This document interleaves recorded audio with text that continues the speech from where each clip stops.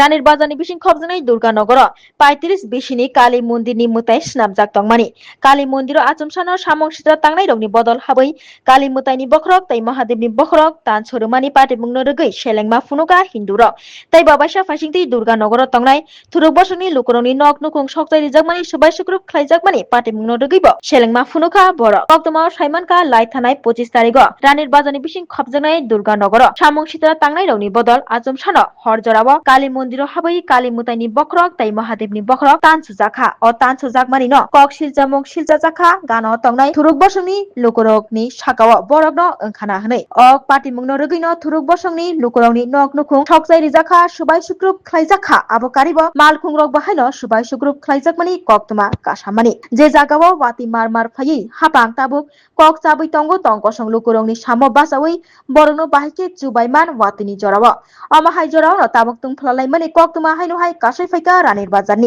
রানীর বাজারও তংनाय হিন্দু রগनै 35 বেশিনি কালী মুতাইনি মন্দির তংनाय কালী মূর্তিনি বখরক তাই মহাদেবনি বখরক তানসু জাকমানি বাই তাবুক বেলাইনো তুমফ্লালাইজাক অ পাটিमुंनो রগৈ থুরুক বসংনি লুকরক ন অমাহাই খ্লাইকানা হनै ওয়ানসুগৈনো থুরুক বসংনি লুকরংনি নক নুকুং সুবাই সুক্রুপ খ্লাইজাখা মালখুং রক সুবাই সুক্রুপ খ্লাইজাখা থুরুক বসংনি লুকরংনি ইয়াক ওंखाना হনैनो ওয়ানসুমং ওয়ান সুকলাयै পিয়াবা ছয় কক্তমা তাবো আবো তাবুক সাংজরা তিনো অংখরি ফায়াকো পিয়াবা বাবাইসা ফাইসিং তুই যেতেকি হাপাং চাইতুগুই তঙ্গো তংকসং লুকুরংনো ওয়াতিনি জরাও বাহিকে দেরা চুবা রিমান বাহিকে বরংনো চুবাইমান আর জরাও ন তাবুক বেলাইনো তুমফ্লালাইমানি কক্তমা কাসাই তংখা আমরা সাংবাদিক বন্ধুগণ অতি দুঃখের সহিত আজকে সাংবাদিক সম্মেলন করতেছি, কেননা গতকাল রানীর বাজার অন্তর্গত দুর্গানগরে সংঘটিত উভয় ঘটনার জন্য ত্রিপুরা রাজ্য মহিন্দার পক্ষ থেকে নিন্দা।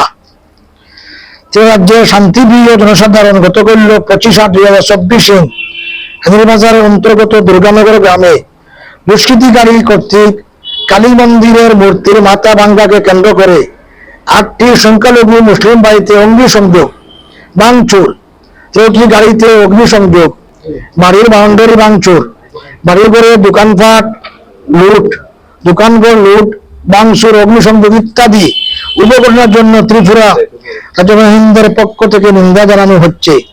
যেখানে সারা ত্রিপুরার মানুষ এবং সরকার বন্যা পরিস্থিতি নিয়ে ব্যতিব্যস্ত, সেখানে এই ধরনের ঘটনা মানবতা বিরোধী।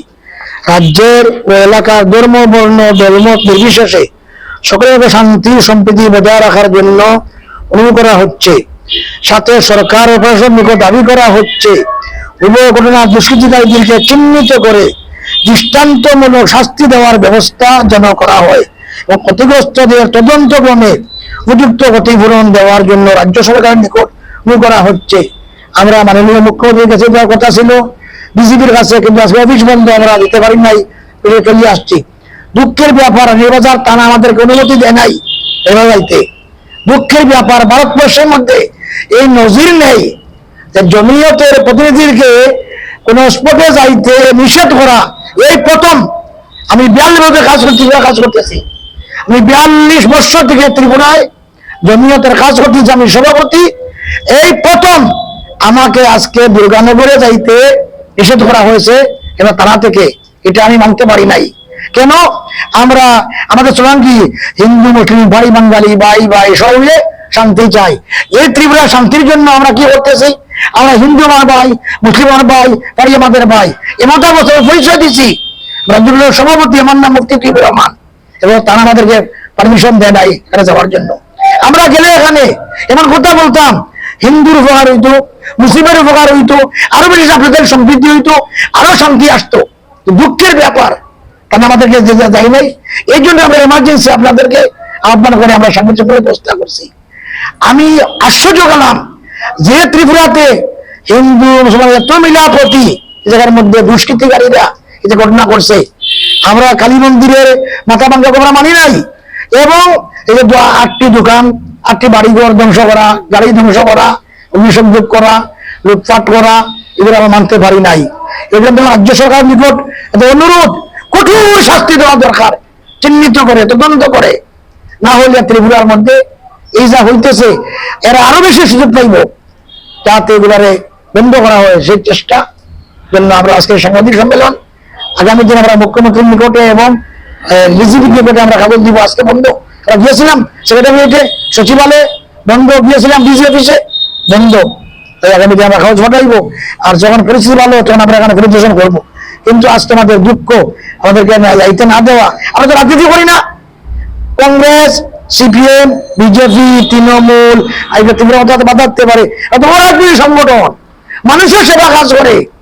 এই সংগঠনের অবদান আছে ভারত স্বাধীন করতে। এই সংগঠনে ভারতবর্ষের মধ্যে হিন্দু মুসলমানের মধ্যে ঐক্য সৃষ্টি করছে।